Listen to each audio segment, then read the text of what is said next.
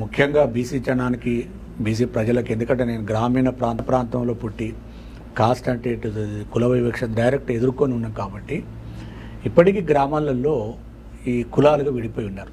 ముఖ్యంగా ఓటు అంటే ఈ పొలిటికల్ పవర్ మీద వాళ్ళకి అంత అవగాహన లేదు. వాళ్ళ యొక్క కుల వృత్తులు, కూలి పనులు, లేబర్ పనులు చేసుకోవడం తప్ప ఏదో ఎలక్షన్లు వచ్చినప్పుడు ఎవరో ఒకరు నాయకుడు రావడం ఇట్లా ఓట్లే అంటే ఓట్లే చేయ తప్ప అసలు మనం ఎవరు ఓటేస్తున్నాం అంటే అగ్ర కులాల్లో ఉన్నటువంటి ఓటు చైతన్యము వీళ్ళ లోపల లేదు. ఇప్పుడు వీళ్ళ లోపల రావాలంటే కూడా నేను అనేది ఏంటంటే పొలిటికల్ ప్లాట్ఫామ్ లేకపోతే ఏం చేయలేం. ఇప్పుడు తెలంగాణనే మనం ఎగ్జాంపుల్ తీసుకోండి. తెలంగాణ నినాదము నీళ్లు నిధులు నియామకాల మీదనే ఏర్పడ్డది కదా. తెలంగాణ మూవ్మెంట్ ఎప్పుడో 1953 నుంచి మన రాష్ట్రం ఏర్పడ్డ కాడి నుంచి ఉద్యమాలు జరుగుతూనే ఉన్నాయి. కానీ అవన్నీ నాన్ పొలిటికల్ మూవ్మెంట్స్ కదా.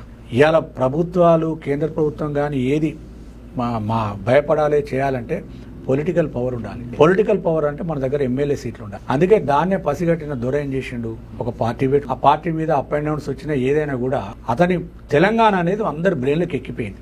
ఆనాడు ఉన్నటువంటి కంచె ఐలయ్య గారు ప్రొఫెసర్ వారు ఆనాడే చెప్పారు, అరే ఇదేటో పోతున్నారు, గందరగోళమైన పరిస్థితి, ఇప్పుడు ఇంకా బీసీల అస్తిత్వాన్ని కోల్పోతారని చెప్పారు. అదే జరిగింది. తెలంగాణ రాష్ట్రం ఏర్పడిన తర్వాత అసలు అంతకు ముందు ఉన్న గుర్తింపు కానీ అంతకు ఉన్నటువంటి న్యాయం బీసీలకు జరగలేదు.